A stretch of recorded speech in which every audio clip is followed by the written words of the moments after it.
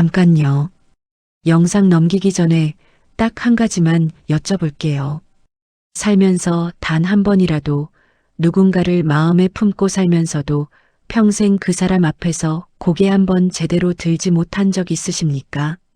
말해도 안 된다는 걸 알아서, 말했다가 모든 게 무너질 것 같아서 그냥 혼자 가슴 가장 깊은 곳에 접어두고 살아온 마음. 오늘 들려드릴 이야기는 그런 남자의 이야기입니다. 이름은 돌쇠 머슴이었습니다. 평생 흙을 만지며 살아온 사람. 새벽 첫 딸기 울기 전에 일어나 논에 물을 대고 해가 지고 한참이 지나서야 허리를 펼 수 있었던 사람. 험한 손, 거친 발, 해가 갈수록 굳어가는 어깨. 그것이 그의 전부였습니다. 그런 그에게 단 하나의 낙이 있었습니다. 아침마다 안채 쪽에서 들려오는 가벼운 발소리, 뒤를 이어 풍겨오는 은은한 향기. 주인집 아씨였습니다. 신분이라는 하늘이 내린 담장 앞에서 돌쇠는 평생 그 마음을 꺼내지도 버리지도 못한 채 살았습니다. 그러던 어느 겨울, 병자호란이 터졌습니다. 청나라 대군이 조선 땅을 집어삼키던 그 겨울, 아씨가 끌려갔습니다. 이국 땅 노예시장으로. 그 소식을 들은 돌쇠는 그날 밤 짐을 꾸렸습니다. 가진 것이라곤 낡은 집신 한 켤레, 품팔이로 모아둔 엽전 몇 푼, 그리고 언젠가 아씨가 우물가에 흘리고 간 비단 놀이개 하나, 평생 돌려드리지 못하고 가슴에 품어온 것이었습니다.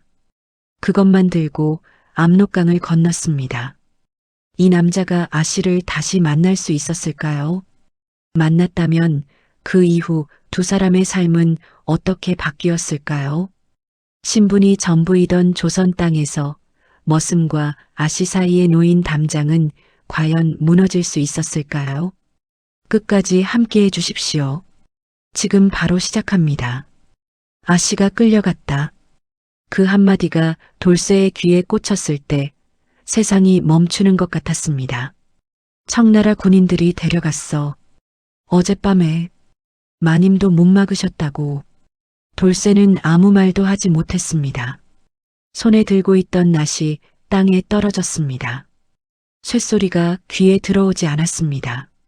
눈앞에 있는 마을 사람의 입이 계속 움직이는데 소리가 끊겼습니다. 머릿속에서 무언가가 와르르 무너지는 소리만 들렸습니다. 그날 아침까지만 해도 세상은 그럭저럭 버틸만 했습니다. 병자호란이 터졌다는 소문은 이미 마을 전체를 뒤덮고 있었습니다. 청나라 대군이 압록강을 건넜다는 것, 조선 임금이 남한산성으로 피신했다는 것, 사람들은 공포에 질려 짐을 꾸리기 시작했고 길 위에는 피난민들이 줄을 이었습니다. 그러나 돌쇠는 그 혼란 속에서도 주인집 담장 안이 걱정이었습니다. 아씨가 계신 곳이 걱정이었습니다. 그는 새벽부터 뒷마당 우물가에서 물을 깃고 장작을 패고 평소보다 2배는 바지런하게 움직였습니다. 전쟁이 나면 높은 집 사람들은 피난을 떠나게 마련이고 피난길은 험하고 위험하다는 것을 알았습니다. 할 수 있는 일이라도 미리 해두자는 마음이었습니다. 돌쇠가 이 집에서 일한 지 벌써 10년이 넘었습니다. 이 집 마당에 돌 하나, 기둥 하나를 손바닥처럼 알고 있었습니다. 그러나 진짜 이유는 따로 있었습니다. 아씨가 있는 한 이 자리를 떠날 수 없다는 것. 그것이었습니다. 돌쇠는 평생 아씨를 멀리서 바라보았습니다. 말 한마디 제대로 건넨 적이 없었습니다. 머슴이 주인집 아씨를 바라본다는 것, 그 자체가 넘어서는 안 되는 선이었습니다. 신분제라는 것은 법이기 이전에 공기 같은 것이었습니다. 숨을 쉬는 한 거스를 수 없는 삶의 조건이었습니다. 그래서 돌쇠는 그 마음을 평생 가슴 안쪽 가장 깊은 곳에 접어두었습니다. 꺼내지도 않고 버리지도 못한 채. 그러던 어느 날 아침 아씨가 우물가에서 비단 놀이개를 떨어뜨렸습니다. 바람에 날려 담벼락 아래로 굴러간 것을 돌쇠가 먼저 발견했습니다. 작고 정교한 물건이었습니다. 붉은 실로 엮은 매듭에 옥색 술이 달린 아씨의 손때가 묻은 놀이개. 돌쇠는 그것을 주워 품 안에 넣었습니다. 아씨에게 돌려드려야 한다는 것을 알면서도 그날 하루가 지나고 이틀이 지나고 한 달이 지나도록 끝내 꺼내지 못했습니다. 그것이 아씨와 자신 사이에 존재하는 유일한 연결이라는 것을 알았기 때문입니다. 그 놀이개가 지금도 그의 품 안에 있었습니다. 그런 아씨가 끌려갔다고 했습니다. 돌쇠는 그날 저녁 자신이 10년 넘게 잠을 청하던 헛간 구석에 홀로 앉았습니다. 지프로 엮은 거적대기 위에 앉아 품에서 놀이개를 꺼내 손바닥 위에 올려두었습니다. 붉은 술이 가늘게 흔들렸습니다. 촛불도 없는 어둠 속에서 손의 감각만으로 그것을 느꼈습니다. 얼마나 시간이 흘렀는지 알 수 없었습니다. 어느 순간 돌쇠는 일어났습니다. 헛간 한쪽 구석에 감춰둔 낡은 보자기를 꺼냈습니다. 수년간 품팔이를 하고 허드렛 일을 하며 한 푼, 두 푼 모아온 엽전이 들어 있었습니다. 세상을 바꿀 만한 돈은 아니었습니다. 그러나 그것이 그가 가진 전부였습니다. 보자기를 허리춤에 단단히 묶었습니다. 낡은 집신을 고쳐 신었습니다. 놀이개를 다시 가슴 안쪽에 깊이 품었습니다. 그리고 북쪽을 향해 걸음을 내딛었습니다. 뒤를 돌아보지 않았습니다. 10년 넘게 일한 마당도 손때 묻은 낫도 거적대기 헛간도 돌아보지 않았습니다. 돌아볼 이유가 없었습니다. 이제 이 땅에 그가 지켜야 할 것은 남아있지 않았습니다. 밤이었습니다. 발 아래 흙이 얼어 딱딱했습니다. 하늘에는 구름이 낮게 깔려 별도 보이지 않았습니다. 바람이 볼을 때렸습니다. 그래도 돌쇠는 걸었습니다. 한 걸음 또 한 걸음. 이 길의 끝에 아씨가 있다는 것. 그것만 생각했습니다. 압록강은 이미 얼어 있었습니다. 강폭이 넓었습니다. 건너편 기슭은 안개 속에 희미하게 보일 뿐이었습니다. 돌쇠는 강 앞에 한동안 서 있었습니다. 바람이 강 위를 쓸고 지나갔습니다. 끝없이 펼쳐진 푸르스름한 얼음판, 금이 간 곳도 있었고 눈이 쌓인 곳도 있었습니다. 조선 땅에서 이 강을 건너는 사람은 두 종류였습니다. 나라의 명을 받은 사람, 아니면 죽을 각오를 한 사람. 돌쇠는 발을 내딛었습니다. 얼음이 삐걱거렸습니다. 심장이 내려앉았지만 발을 거두지 않았습니다. 한 발 앞으로, 또 한 발 앞으로. 집신 밑으로 전해지는 얼음의 감촉이 낯설었습니다. 바람이 온몸을 훑고 지나갈 때마다 살같이 타는 듯 시렸습니다. 강의 중간쯤에 이르렀을 때 멀리 건너편에서 불빛이 보였습니다. 청나라 군인들의 초소였습니다. 돌쇠는 몸을 낮추고 걸음을 늦췄습니다. 얼음 위에 배를 깔고 기었습니다. 차가움이 배와 가슴을 파고들었습니다. 이가 딱딱 부딪혔습니다. 그래도 기었습니다.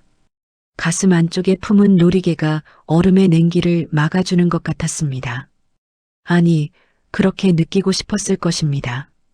강을 건너는데 반나절이 걸렸습니다. 기슭에 올라섰을 때 돌쇠는 그 자리에서 잠시 무릎을 꿇었습니다. 다리가 풀린 것이 아니었습니다. 여기서부터는 다른 땅이라는 것을 온몸으로 느꼈기 때문이었습니다. 낯선 냄새, 낯선 공기, 낯선 하늘. 조선이 아니었습니다. 그는 다시 일어섰습니다. 심양까지는 멀었습니다. 사람들에게 물어 방향을 잡았습니다. 말이 통하지 않았습니다. 손짓과 발짓으로 물었고 상대가 고개를 저으면 다른 사람에게 물었습니다. 조선말이 들리는 곳이면 달려가 무릎을 꿇고 물었습니다. 심양 노예시장으로 끌려가는 길목을 아느냐고, 이 얼굴을 어디서 보지 못했느냐고. 걷고 또 걸었습니다. 발에 물집이 잡혔습니다. 터졌습니다. 굳었습니다. 다시 물집이 잡혔습니다. 집시는 일주일 만에 밑창이 뚫렸습니다. 헝겊을 주워다 발에 감고 걸었습니다. 밥을 굽는 날이 더 많았습니다. 구걸을 했습니다. 쪽팔린다는 생각이 들지 않았습니다. 아씨를 생각하면 그런 감정이 들어설 자리가 없었습니다. 겨울 들판을 지나고 얼어붙은 강을 건너고 이름도 모르는 마을들을 통과했습니다. 그 길 위에서 돌쇠는 수도 없이 쓰러졌습니다. 쓰러지면 일어났습니다. 다시 쓰러지면 다시 일어났습니다. 그가 버틸 수 있었던 것은 강함 때문이 아니었습니다. 포기하면 아씨가 그 쇠사슬 속에 남게 된다는 것. 그것만이 그를 일으켜 세웠습니다. 심양이 처음 눈에 들어왔을 때 돌쇠는 멈춰 섰습니다. 거대했습니다. 조선의 어느 고을과도 비교가 되지 않았습니다. 성벽이 하늘을 찌를 듯 높았고 성문 앞에는 갑옷을 입은 군인들이 줄지어 서 있었습니다. 사람들의 물결이 끊이지 않았습니다. 말발굽 소리, 물건 파는 소리, 알아들을 수 없는 언어들이 뒤섞여 귀를 때렸습니다. 돌쇠는 그 속으로 걸어 들어갔습니다. 아씨를 찾아야 했습니다. 이 거대한 도시 어딘가에 쇠사슬에 묶인 채 고개를 떨구고 있을 그 사람을. 심양의 노예시장은 도시의 동쪽 끝 성벽을 따라 길게 늘어서 있었습니다. 돌쇠가 처음 그 거리에 발을 들였을 때 코를 찌르는 냄새가 먼저였습니다. 사람의 냄새, 짐승의 냄새, 오래된 쇠의 냄새가 뒤섞인 것이었습니다. 좁고 어두운 골목 양쪽으로 나무 우리와 돌 담장들이 이어졌습니다. 그 안에 사람들이 있었습니다. 조선의 얼굴들이었습니다. 넋이 나간 눈으로 앉아있는 사람, 무릎을 끌어안고 몸을 웅크린 사람, 입술을 꾹 다문 채 먼 곳을 바라보는 사람. 하나같이 쇠사슬이 손목이나 발목을 묶고 있었습니다. 상인들이 그 앞을 오가며 흥정을 했습니다. 사람을 물건처럼 훑어보고 가격을 매기고 끌고 갔습니다. 돌쇠는 주먹을 꽉 쥐었습니다. 떨리는 것을 참았습니다. 분노인지 공포인지 슬픔인지 구분이 되지 않았습니다. 그러나 지금은 그것을 느낄 때가 아니었습니다. 아씨를 찾아야 했습니다. 그는 시장 안을 처음부터 끝까지 걸었습니다. 쇠사슬에 묶인 사람들의 얼굴을 하나하나 보았습니다. 여인들이 있는 구역은 따로 나뉘어 있었습니다. 조선에서 끌려온 여인들이 줄지어 앉아 있었습니다. 돌쇠는 그 앞을 천천히 걸으며 얼굴을 살폈습니다. 간수들이 그를 거칠게 밀쳐냈습니다. 그래도 고개를 돌려 마지막까지 눈으로 훑었습니다. 아씨는 없었습니다. 다음 날도 같은 곳을 걸었습니다. 또 다음 날도 시장의 구조를 외웠습니다. 어느 골목에 어떤 상인이 있는지, 어느 시간에 새로운 포로들이 들어오는지 그것을 파악하면서 날마다 조선인들에게 물었습니다. 볼을 타고 눈물이 흘러내리는 여인, 멍하니 허공을 보는 아이, 상처 입은 채 기댄 사람들. 그들에게 작은 목소리로 물었습니다. 이런 얼굴의 여인을 보지 못하셨느냐고. 손으로 아씨의 얼굴을 그려 보이며 고개를 젓는 사람이 대부분이었습니다. 아는 척할 여력이 없는 사람들이었습니다. 저마다 자기 안에 가라앉아 있었습니다. 돌쇠는 포기하지 않았습니다. 낮에는 시장을 뒤지고 저녁에는 시장 주변 골목에서 자비를 했습니다. 무거운 짐을 나르고 오물을 치우고 값을 깎지 않는 노동이면 무엇이든 했습니다. 그렇게 번 얼마 안 되는 돈을 허리에 감추고 다음 날 다시 시장으로 갔습니다. 몸이 버텨주는 것이 신기했습니다. 굶는 날이 많았습니다. 잠을 제대로 자지 못했습니다. 얼굴은 더욱 거칠어지고 눈 밑에 그림자가 짙어졌습니다. 그러나 발걸음은 멈추지 않았습니다. 그렇게 2달이 지났습니다. 3달이 지났습니다. 어느 날 오후 돌쇠는 시장 가장 깊숙한 구역으로 처음 들어가게 되었습니다. 평소에는 접근이 금지된 곳이었는데 한 상인이 집 나르는 인부가 필요하다며 데려간 것이었습니다. 좁고 어두운 통로를 지나자 작은 앞마당 같은 공간이 나왔습니다. 높은 담장에 둘러싸인 빛이 거의 들지 않는 곳이었습니다. 담벼락 아래 여인 하나가 앉아 있었습니다. 쇠사슬이 손목을 묶고 있었습니다. 비단옷은 갈기갈기 찢어져 있었습니다. 머리카락은 헝클어졌고 뺨에는 검댕이 묻어 있었습니다. 고개가 아래로 떨어져 있어 얼굴이 보이지 않았습니다. 돌쇠는 짐을 내려놓다 멈췄습니다. 손목이었습니다. 가늘고 고른 그 손목의 생김새, 손가락의 배열, 고개를 떨굴 때 흘러내리는 머리카락의 방향, 몸이 먼저 알았습니다. 아씨, 목소리가 거의 나오지 않았습니다. 여인이 천천히 고개를 들었습니다. 오랜 시간 무감각해진 눈이었습니다. 아무것도 기대하지 않도록 스스로를 닫아버린 눈. 그 눈이 돌쇠를 향했습니다. 처음에는 반응이 없었습니다. 그러다 눈빛이 흔들렸습니다. 굳어있던 무언가가 깨지는 것 같았습니다. 입술이 미세하게 떨렸습니다. 돌쇠야. 그것뿐이었습니다. 2글자. 그러나 돌쇠는 그 순간 무릎이 꺾일 것 같았습니다. 참았습니다. 간수들이 지켜보고 있었습니다. 지금 무너지면 안 된다는 것을 알았습니다. 그는 천천히 가슴 안쪽을 더듬어 놀이개를 꺼냈습니다. 3개월 넘게 품고 있었던 붉은 술이 달린 그것. 아씨의 손 위에 조심스럽게 올려놓았습니다.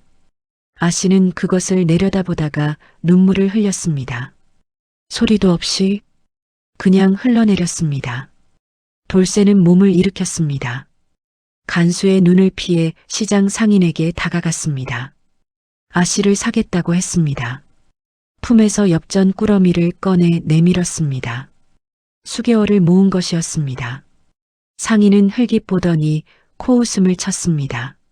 말은 알아들을 수 없었지만 뜻은 분명했습니다. 턱없이 부족하다는 것이었습니다. 돌쇠는 물러서지 않았습니다. 그는 자신의 몸을 가리켰습니다. 그리고 손짓으로 일을 하겠다는 뜻을 전했습니다. 돈이 될 때까지 일하겠다고. 통역을 하는 조선인 하나가 옆에 있다가 그 말을 청나라 말로 옮겼습니다. 상인은 잠시 돌쇠를 훑어보았습니다. 키가 크고 어깨가 넓었습니다. 오랜 노동으로 단련된 몸이었습니다. 상인은 고개를 끄덕였습니다. 그날부터 돌쇠는 청나라 귀족의 집에 들어갔습니다.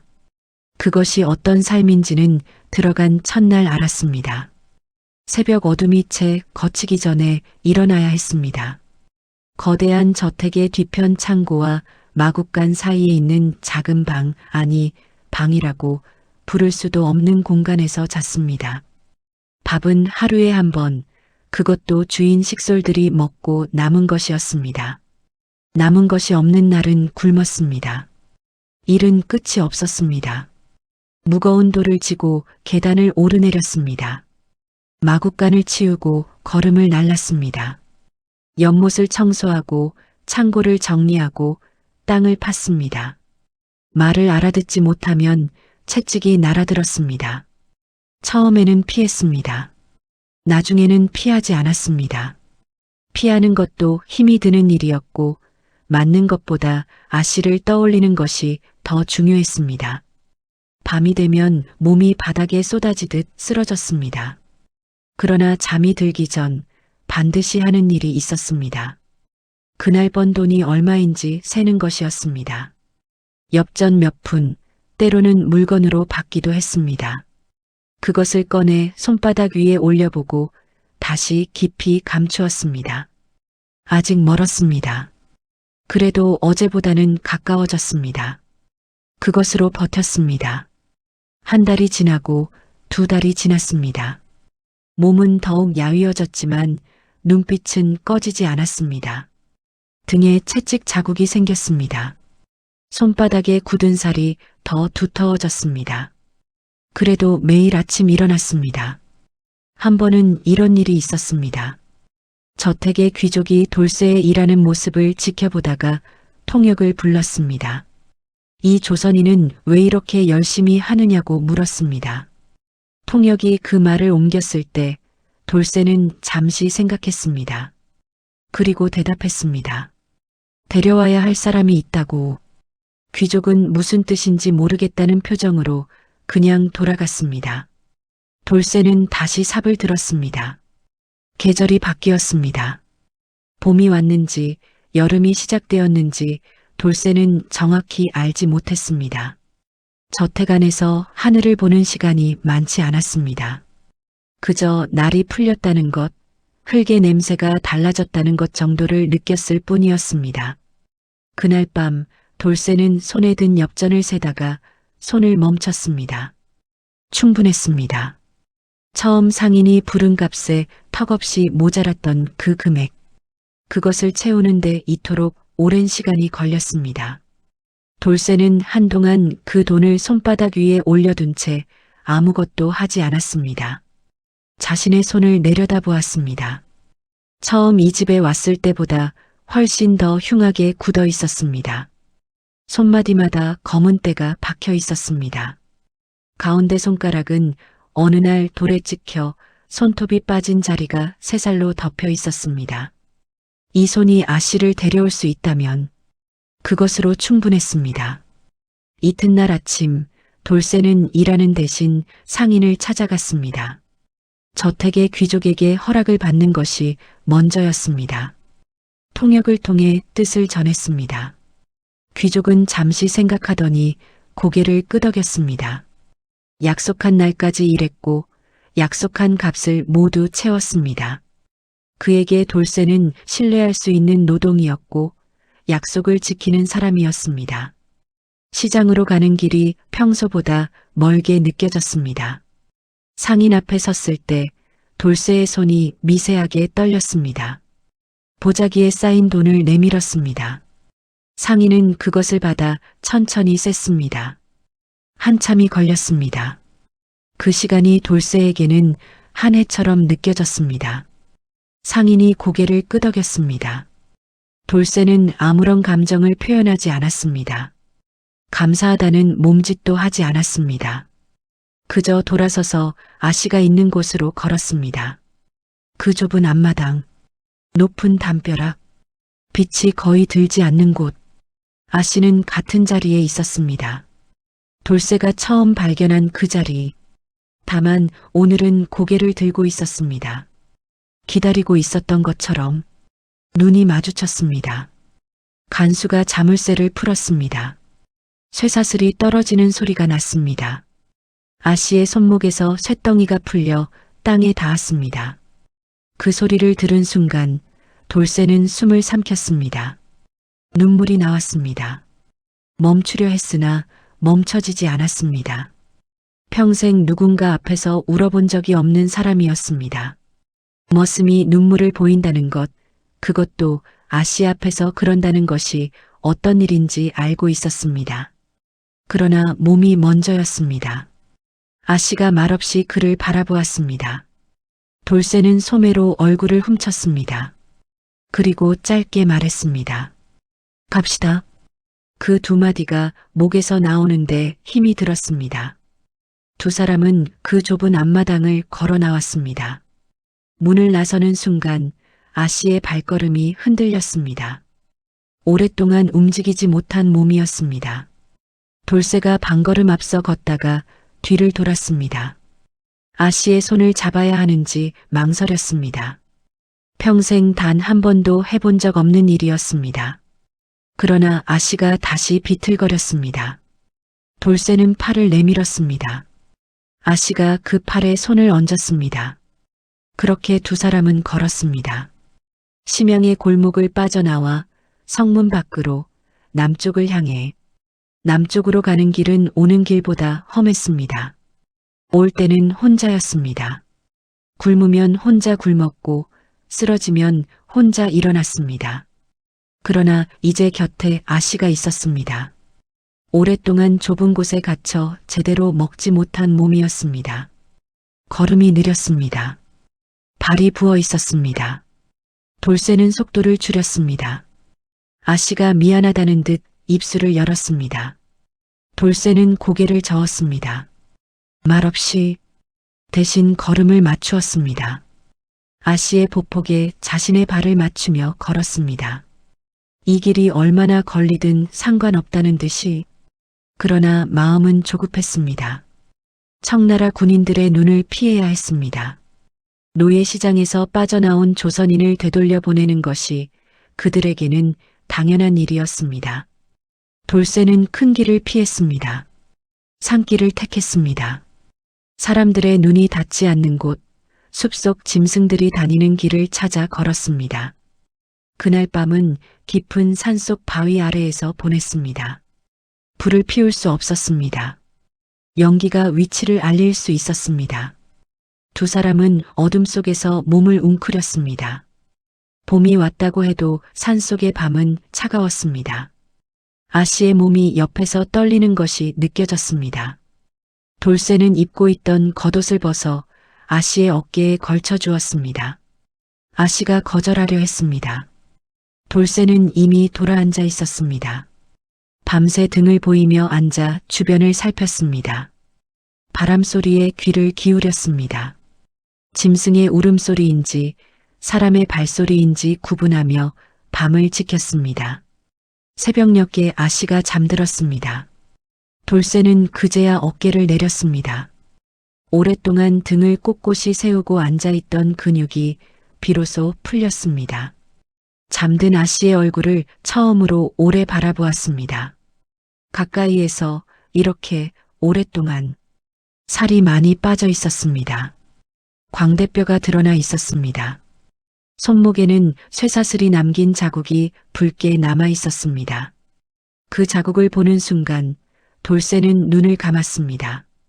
분노인지 슬픔인지 모를 감정이 가슴을 가득 채웠습니다가 천천히 가라앉았습니다. 이제 괜찮다고, 이제 괜찮을 것이라고 스스로에게 말했습니다. 다음 날부터 두 사람은 조금씩 더 멀리 걸었습니다. 아씨의 체력이 조금씩 돌아왔습니다.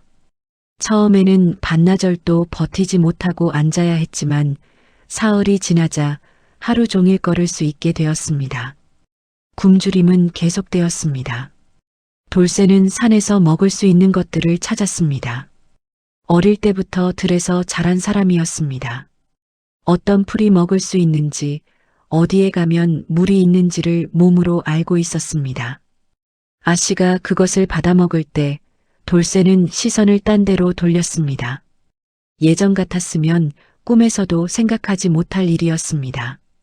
주인 댁 아씨가 들에서 뜯은 풀뿌리를 드시는 것을 옆에서 지켜보다니. 그러나 지금 이 길 위에서는 그런 것들이 더 이상 중요하지 않았습니다.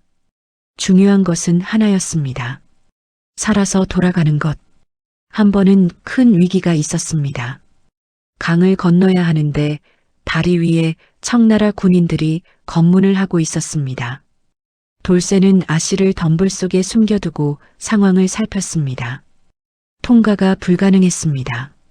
그는 강 상류로 거슬러 올라갔습니다. 강폭이 좁아지는 곳을 찾는데 반나절이 걸렸습니다. 허리춤까지 차는 강물이었습니다. 봄이라고 해도 산에서 내려오는 물은 뼛속까지 시렸습니다. 돌쇠가 먼저 건넜습니다. 발판이 되는 돌들을 확인하며 그리고 돌아와 아씨에게 손을 내밀었습니다. 두 사람은 차가운 강물을 건넜습니다. 아씨의 손이 떨렸습니다. 돌쇠는 그 손을 꽉 쥐었습니다. 강을 건너는 동안 놓지 않았습니다. 맞은편 기슭에 올랐을 때 두 사람 모두 한동안 말이 없었습니다. 차가운 물이 옷에서 뚝뚝 흘러내렸습니다. 두 사람의 발 아래에서 흙이 젖어들었습니다. 그래도 두 사람은 그 자리에 서서 잠시 숨을 골랐습니다. 돌쇠는 그제야 아씨의 손을 놓았습니다. 걷는 날이 이어졌습니다. 산을 넘고 강을 건너고 이름 모를 들판을 가로질렀습니다. 두 사람은 점점 말수가 줄었습니다. 그러나 침묵이 불편하지 않았습니다. 처음에는 그 침묵이 어색했습니다. 평생 주인과 머슴 사이에 있던 거리가 몸에 배어 있었기 때문이었습니다.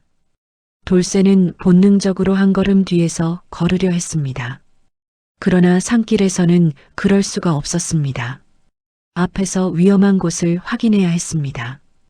뒤에서 따라오는 아씨의 발걸음을 살펴야 했습니다. 그렇게 걸음이 나란해졌습니다.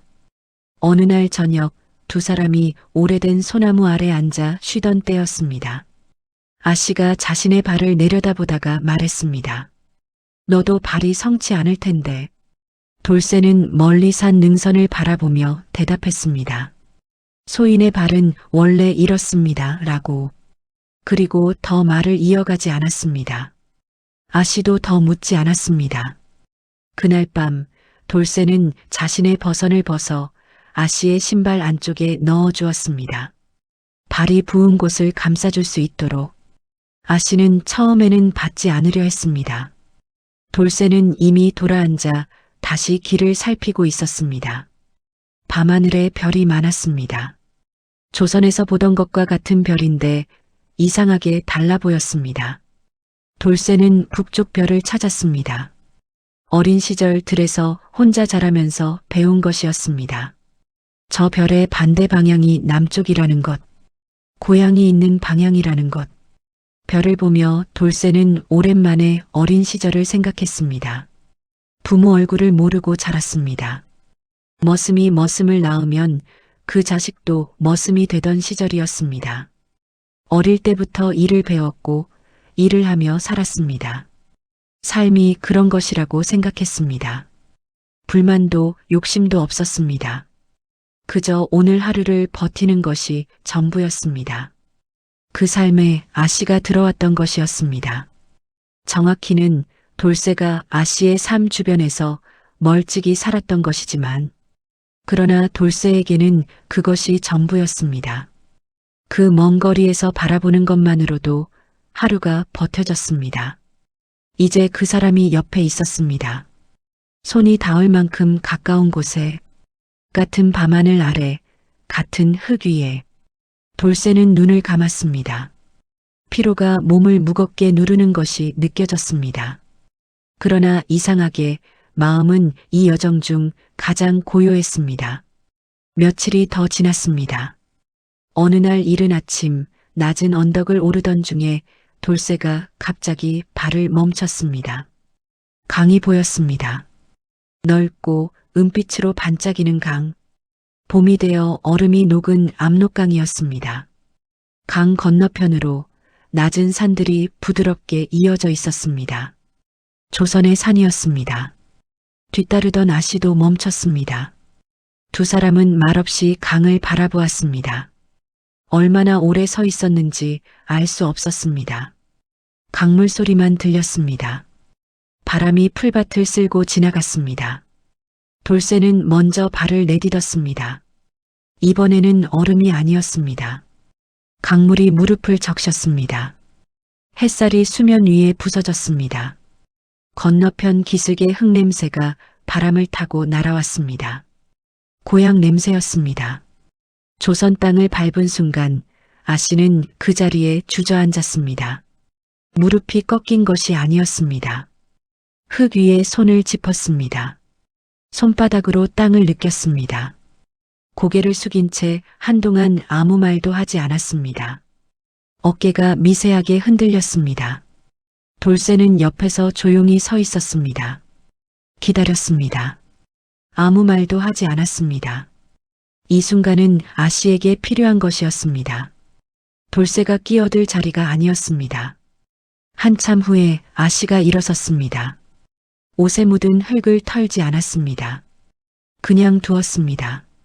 그리고 강 너머 북쪽을 한번 바라보았습니다. 왔던 곳을, 겪어온 것들이 있는 방향을. 그 눈빛에 원망은 없었습니다. 깊고 고요한 눈이었습니다. 이미 많은 것들을 안으로 삼킨 사람의 눈이었습니다. 그리고 돌아섰습니다. 돌쇠를 향해 돌쇠야, 예, 이제 나를 아씨라 부르지 말거라. 돌쇠는 아무 말도 하지 못했습니다. 아씨가 천천히 말을 이었습니다. 내 목숨을 구한 사람 앞에서 내가 무슨 아씨냐? 이제 그냥 내 이름을 불러라. 이름이었습니다. 평생 단 한 번도 제 입에 담아본 적 없는 이름. 마음속에서조차 함부로 부르지 않으려 했던 이름. 그것을 부르라고 했습니다.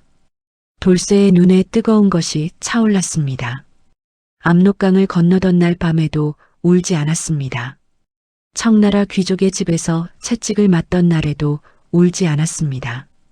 쇠사슬이 풀리던 그날 처음으로 눈물을 보였고 이제 다시 눈물이 왔습니다. 이번에는 참지 않았습니다. 두 사람은 그 강가에 한동안 서 있었습니다. 발 아래 조선의 흙이 있었습니다. 봄볕이 등을 따뜻하게 데웠습니다. 강물 소리가 멀어지지도 가까워지지도 않으면서 계속 흘렀습니다. 집으로 가는 길은 아직 멀었습니다.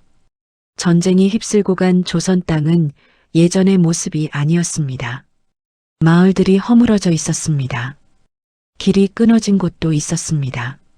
사람들은 폐허 위에서 다시 삶을 꾸리고 있었습니다. 무너진 담장 사이로 새싹이 돋아나고 있었습니다. 부서진 지붕을 이형으로 다시 얹고 있었습니다. 두 사람도 그 풍경 속을 걸었습니다. 이제 두 사람 사이에는 달라진 것들이 있었습니다. 아씨는 더 이상 돌쇠의 한 걸음 앞에 서지 않았습니다. 돌쇠도 더 이상 한 걸음 뒤에서 따르지 않았습니다. 나란히 걸었습니다. 말이 없어도 불편하지 않았습니다. 눈이 마주쳐도 서로 시선을 거두지 않았습니다. 고향 마을에 가까워질수록 돌쇠는 생각했습니다. 이 길이 끝나면 어떻게 되는가? 마을로 돌아가면 사람들의 눈이 있을 것입니다. 신분이라는 것이 다시 그 자리에 있을 것입니다. 전쟁이 끝났다고 해서 세상이 하루아침에 바뀌지는 않습니다. 아씨는 아씨이고 자신은 여전히 머슴인 세상으로 돌아가는 것입니다. 그 생각이 발을 무겁게 했습니다. 그러나 아씨가 말했습니다. 먼저 자연스럽게 돌아가면 어디서 살 것이냐고, 갈 곳이 있느냐고. 돌쇠는 잠시 생각했습니다. 갈 곳이 없다고 했습니다. 이 집 저 집 떠돌며 일을 할 것이라고. 예전처럼. 아씨는 그 말을 듣고 잠시 걸었습니다. 그리고 말했습니다. 그러지 말라고. 갈 곳을 만들어줄 것이라고. 돌쇠는 그 말의 무게를 잠시 가슴에 얹었다가 천천히 내려놓았습니다. 그것이 어떤 의미인지, 어떤 모양의 미래인지 아직은 알 수 없었습니다. 그러나 그것으로 충분했습니다. 이 사람이 그 말을 했다는 것, 그것만으로 마을이 보였습니다. 돌쇠가 평생 일하던 곳, 아씨가 나고 자란 곳, 전쟁의 흔적이 여기저기 남아 있었지만 사람들이 있었습니다. 연기가 피어오르는 굴뚝이 있었습니다. 살아있는 것들이 있었습니다. 마을 입구 느티나무 아래 이르렀을 때 두 사람은 잠시 멈췄습니다. 이 나무 아래 2번 서본 적이 있었습니다. 돌쇠가 처음 이 집에 일하러 왔던 날, 그리고 지금 그 사이 10년이 넘는 세월이 있었습니다. 그 세월 동안 돌쇠는 언제나 이 나무 아래에서 혼자였습니다. 오늘은 아니었습니다. 아씨가 나무를 올려다보았습니다. 봄이 되어 새잎이 돋아나고 있었습니다. 연한 초록빛 잎들이 햇살에 반짝였습니다. 들어가자.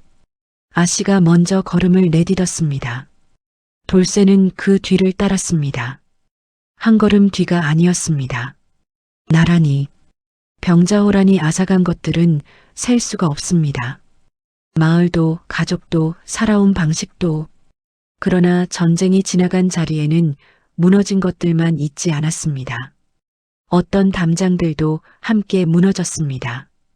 평생 당연하게 여겨온 것들이 더 이상 당연하지 않게 되었습니다. 신분이라는 담장은 하늘이 내린 것이라 했습니다. 그러나 하늘도 전쟁도 그 모든 것도 이 남자의 걸음을 막지는 못했습니다. 사랑이란 어쩌면 그런 것인지도 모릅니다. 담장을 단번에 뛰어넘는 것이 아니라 한 걸음씩 걸어가는 것. 넘어지면 일어나고 얼음 위를 기고 채찍을 맞으면서도 방향을 잃지 않는 것. 그 끝에서 비로소 이름을 부를 수 있게 되는 것. 느티나무 잎이 바람에 흔들렸습니다. 두 사람의 발소리가 마을 안으로 사라졌습니다. 여기까지 함께 해주셔서 진심으로 감사합니다. 돌쇠와 아씨의 이야기 어떠셨나요? 저는 이 이야기를 쓰면서 내내 한 가지를 생각했습니다. 사람이 사람을 향해 걸어간다는 것이 얼마나 무거운 일인가. 아무것도 가진 것 없이 아무도 알아주지 않는 길 위에서 그냥 걸어간다는 것이 얼마나 대단한 일인가. 돌쇠는 영웅이 아니었습니다. 힘이 세지도 신분이 높지도 가진 것이 많지도 않았습니다. 그저 평생 흙을 만지며 살아온 사람이었습니다. 그런 사람이 압록강을 건넜습니다. 이국 땅을 헤맸습니다. 몸이 부서져라 일했습니다. 그 이유가 단 하나였습니다. 돌아와야 할 사람이 있다는 것. 우리 삶에도 그런 사람이 한 명쯤은 있지 않으신가요? 차마 말하지 못한 마음 하나를 평생 품고 사는 것. 아니면 누군가에게 그런 마음을 받고 있으면서도 미처 알아채지 못한 것. 오늘 이 이야기가 그 마음을 떠올리게 해드리는 시간이 되었다면 이 영상은 제 역할을 다한 것입니다. 영상이 마음에 닿으셨다면 구독과 좋아요 눌러주세요. 댓글로 여러분의 이야기도 들려주시면 참 좋겠습니다. 살면서 차마 말하지 못한 마음이 있으셨다면 혹은 이 이야기를 보며 떠오른 누군가가 있으셨다면 다음 이야기도 기다려 주십시오. 지금까지 감성여행이었습니다. 감사합니다.